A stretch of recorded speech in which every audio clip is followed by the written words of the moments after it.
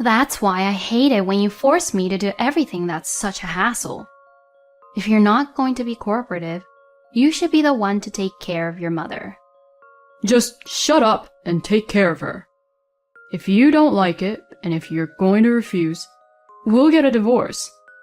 These words completely severed the relationship between my husband Lars and I, in which our relationship has been on thin ice. I can't be with this man anymore. Fine, I understand. Then let's just get a divorce. Excuse me? Wait, what are you talking about? When you have no money, no job, and no house, you're asking for divorce? Oh, don't you worry about me. I'll go get the divorce papers as soon as I can. Hey, wait a minute. You can't be serious, right? My name is Megan. I am 32 years old, and I am a housewife. I have been married to my husband, Lars, for 4 years now. We were originally colleagues working for the same company, but when we got married, I left the company to become a full-time housewife. My parents divorced when I was very young, and my mother took custody of me and raised me as a single mother. But my husband did not care about that at all, and took very good care of me. My husband was 2 years older than me and was working in the upper management, so his salary was stable. I think we had a really nice honeymoon when we first got married. I had always had a strong desire to get married, and since my parents were divorced, I longed to be in a normal married life. Maybe that's why I became a full-time housewife. I concentrated on house chores and supporting my husband, who earned money and provided for the family, and I thought that was my happiness. Although my husband was sometimes a bit of a bossy husband, I was happy in my own way. Recently, however, my husband started talking about something really surprising. Can I talk to you for a minute? Oh, what's wrong? My mother wants to live with us. What? It's been 2 years since my father passed away, right? It's getting hard for her to live alone. My mother is 65 years old now, and she has some chronic illnesses. That's why I'd like to take care of her. I was surprised at this unexpected proposal. My mother-in-law, Debbie, who has been living alone since my father-in-law passed away, says she wanted to live together with us. You know my mother is getting weak in the legs. Always being home alone is inconvenient, and it makes me a little anxious about many things. Apparently, my husband wants to live with his mother too. I knew about her chronic illness, and I was concerned about her, but I had no idea that she would actually suggest to move in with us. I had my doubts, but my husband has strongly requested it many times, so I decided to welcome Debbie into our house. When we decided to move in together, my mother-in-law sold the house she had been living in and came to the apartment where we were living, as if she had been preparing for the move. This is how my life with Debbie began. I did not have a bad impression of Debbie. I did not visit her at her place often, but she was kind to me when I went to visit her during Thanksgivings and New Year's holidays. So I thought there would be no problem if I started living with her. However, when it came time to move in together, Debbie began to show her true nature, which she had never shown before. Megan, can you lend me some money? Huh? Why? I'm going out to the cafe with a friend. I don't have a job, so I don't have enough money at the moment, you know. But you do get pension, right? Besides, you have your husband's inheritance and money from selling your house that you had, don't you? I beg your pardon? What, are you implying that I shouldn't go out and see my friends? No, it's not like that. But the bag that you wanted the other day, we just paid for it out of our expenses, didn't we? Ah, how stingy are you? It's fine to at least pay for the cafe. I'm going to tell Lars about this. You're a housewife in the first place, so it's Lars who's actually paying for it anyways. That's true. But my husband entrusted me to manage the family finances. So if I don't do my best, our life will eventually become difficult because of Debbie's habit of spending money. And since your legs are getting weaker, I think it would be better if you didn't go out so much. You're always making excuses, huh? You really are an inflexible woman. Saying this, Debbie angrily went back to her room. No matter how angry my mother-in-law may be with me, this thing is non-negotiable. But it looks like Debbie convinced my husband. Hey, Megan, what did you say to my mother? Huh? I heard from my mother that you were trying to forbid her from going out with her friends and lock her up in this house. What the? I didn't do that. Debbie didn't even give me back the money for the bag the other day, but she asked me to lend me her money for going to cafe with her friends, so I refused. Huh? Why did you even refuse her request without telling me? I'm the one who earns money here, so I decide how to spend my money. You could at least hand her the money for cafe. Fine. To this, Debbie grinned and said to me, See, I told you. It's Lars who's paying for it. Well then, give me $50. Excuse me? $50 for the cafe? Well, you don't know how much it costs, do you? So if that's the case, it's normal to bring money just in case.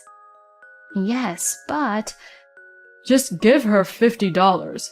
God, I really didn't think that you were such a difficult wife. Huh? So it's all my fault then? Lars spoils his own mother too much. Wow, Lars. You must be having a really difficult time. All right, I'll step up here and educate Megan about being a wife. What? Mother, really? That would be great. It's for you, Lars. Of course I'd do that. Who do they think they are? I came to know not only Debbie's true nature, but also that my husband was a mama's boy. Having received permission from my husband, Debbie got carried away and began to behave more and more terrible towards me. She complained that my cooking was bad and tasteless. She complained that the vacuum cleaner was too noisy. She complained about the timing of my laundry, and she complained about my house chores. I am sure she doesn't like anything I do. Furthermore, it seems to feel like she is always acting like the guest of the house and never helps me with the house chores.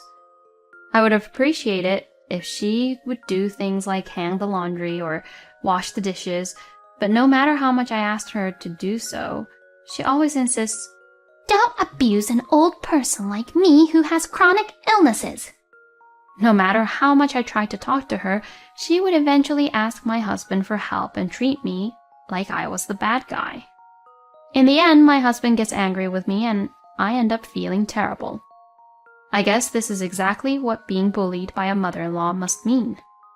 Debbie's attitude is as bad as ever, and my husband takes Debbie's comments to heart and treats me like I'm a bad wife. If you annoy my mother too much, I'll kick you out of the house. He would even say such things like that. Debbie always smiles when she sees me getting yelled at by my husband. What in the world have I done?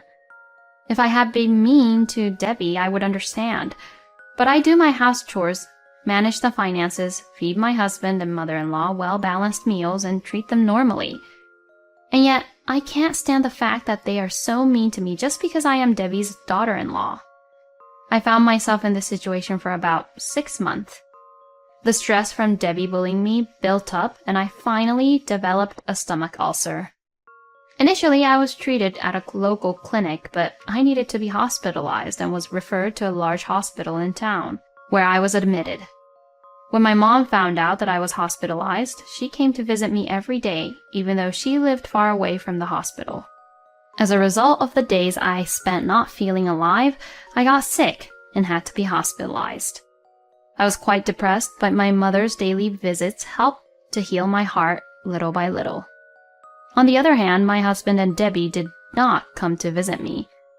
I ended up being in the hospital for 2 months, and during that time, they came to visit me only once. When I told them how long I was going to be in the hospital, my husband said, What? You won't be home for that long? Wow, you really are useless, huh?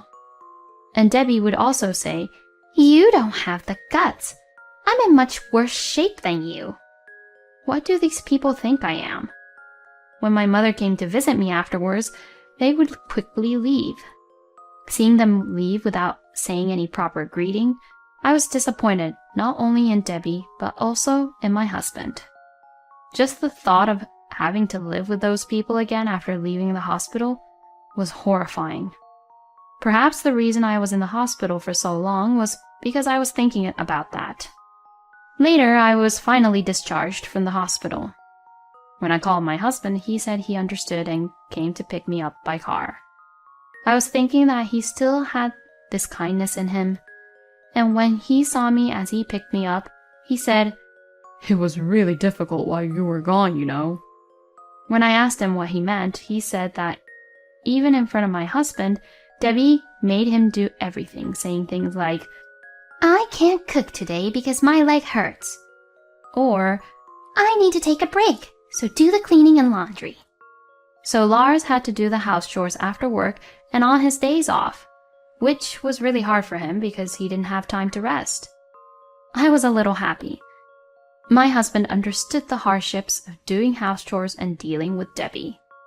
This would stop him from taking Debbie's side in everything, and he would listen to me. And my husband was actually kind to me even after I returned home. Whenever Debbie says something unreasonable, he would warn her, saying, "Mom, don't talk like that." Debbie looked frustrated and reluctantly did as my husband said. It was really hard for me when I had to be hospitalized because I felt I had reached my limit in terms of being treated like that by Debbie, but I am glad that things have changed in this way. I wish my husband would have changed without me having to be hospitalized, though. But then, the situation changed again. On the way home from a tea party with her friends, Debbie fell off the stairs at the train station and injured herself. Unfortunately, the injury itself was not so serious, but as a result, the chronic illness she had in her leg worsened, and she became unable to live her daily life easily as before. The doctor told her that she would require long-term care. Debbie was going to be hospitalized for the time being, and when Lars returned home, he wanted to discuss the future with me. At that time, I thought that my husband would cooperate with me and take care of Debbie together. But what my husband would say was unbelievable and not so nice. "I'll leave it to you to look after my mother."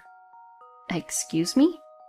"You're the one who stays at home during the day all the time, and it would be better if a woman did it, wouldn't it?" Now, wait a minute. Why is it decided that I would be the only one looking after her? You should be the one taking care of her at night or on your days off. "I'll be tired and exhausted from working. I'm too tired to take care of her after work, and I need to recover my strength on my days off. That's why you should be the one to do it, because you're the one who stays at home all the time, right?" I was just really disappointed. Nothing has changed. He throws all the troubles to me. He would rather not take care of Debbie at all because of the mess he had to go through while I was in the hospital. "I'm counting on you to take care of my mother." My husband tries to end the conversation by saying that. No, I can't lose here like that. If you're forcing me into this like that, I won't take care of her. "Huh? What the hell are you saying?" Lars sounded irritated from what I said. "Don't be so selfish. Who do you think you owe your life to?" That's why I hate it when you force me to do everything that's such a hassle. If you're not going to be cooperative, you should be the one to take care of your mother. When I argued in this way, my husband said something outrageous. "Just shut up and take care of her. If you don't like it, and if you're going to refuse, we'll get a divorce." These words completely severed the relationship between my husband and I, in which our relationship has been on thin ice. I can't be with this man anymore. Fine, I understand. Then let's just get a divorce. "Excuse me? Wait, what are you talking about? When you have no money, no job, and no house, you're asking for divorce? Even if we get a divorce, you really won't have any bright future ahead of you. There is no way that we should get divorced."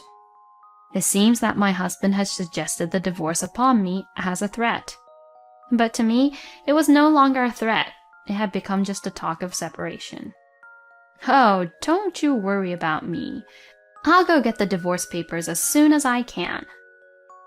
Hey, wait a minute. You can't be serious, right? My husband was obviously upset, but I guess he didn't want to lose and show how upset he was. He fidgeted and just watched silently as I prepared to leave. I was on my way to the town hall when I called someone. Oh, hello. Sorry to call you so suddenly. Can I take you up on the talk that we had before? Yeah, I couldn't take it anymore. I'm even heading over to the town hall right now. Really? Thanks. Well then, see you soon. After that, I went home with the divorce papers. When I entered the living room, my husband still looked upset, and he was just looking over at me and didn't move. Here are the divorce papers. Just sign these. Are you sure about this? What? So you had no intention of getting a divorce, but you say things like we get a divorce? You're so lame and stupid. When I provoked him, my husband's face turned red, and he got angry. Fine. If you're fine with it, then sure. Let's just get on with it. I thought I could reconsider about divorce, but we're done for. I'm divorcing you. Whatever. Just shut up and sign here. I urged my husband, who was being reluctant on signing the papers and not holding a pen. He sat down on a chair loudly and signed the divorce papers. There, you sure about this, huh? I ignored these words and signed my part. Okay, well then, I'll submit the papers. Then I started packing up my stuff. While I was packing up my stuff, my husband was there just fidgeting around, not knowing what to do. I guess he wants me to stop the divorce. But I've reached my limit. I packed my things without worrying about my husband and loaded them into my mother's car, which arrived a few minutes later. Well, good luck taking care of Debbie. I said this to my husband for the last time and left the house. My husband seemed to want to say something. I laughed in the elevator, remembering my husband's facial expression, which was in a shock. I immediately filed the divorce papers, and my divorce from my husband was successfully finalized. Then, about 2 months later, I received a phone call from an unknown number. I thought it might be a work-related call, so I answered anyway. What the heck do you want from me? Hey, Megan, when will you come back here? Huh? What the heck are you saying? We got divorced, you know. And now we're strangers, you know. Oh, don't say that, and please, just come back. You've been a full-time housewife when you were with me, so you're only working part-time jobs, right? Even if your mother lived with you, it would be hard for you to make ends meet even if you both worked part-time jobs, since it's just you and your mother. I mean, you shouldn't even be worrying about me like that since we're divorced. Please, Megan, please, come back. Not only am I taking care of my mother with her leg injury, but she's also got dementia, and she's throwing tantrums all the time, and the house is a mess. Let's start over with our married life like the old days, where I earned a decent amount and you take care of the house. I couldn't help but laugh. You just want to have it easy for yourself, huh? I'm sorry to say this, but I'm working hard at my friend's company as a full-time employee at the moment. What? My friend knew about my Spanish skills, and now I'm in charge of dealing with an overseas Spanish company. So, the salary is pretty good. If your salary hasn't changed, I probably earn more than you now. No way. So, I'm not in need of a place to live, money, job, or anything else. In fact, I'm super happy to be free from you and Debbie. So don't contact me anymore. If you try to contact me, even if I change my number, I will call the police immediately. Oh, hey, wait. Before my husband could say anything, I hung up the phone.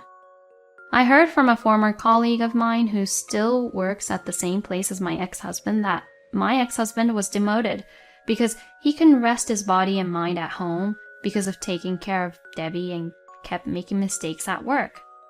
However, the cost of caring for Debbie is very expensive, so he is still in a difficult situation, and his income has been reduced, which makes it even more difficult.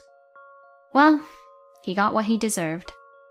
On the other hand, I have steadily built up my career, and my income has increased. I am now living a comfortable life in a slightly more expensive apartment. It's amazing how much bullying can end you up with a stomach ulcer.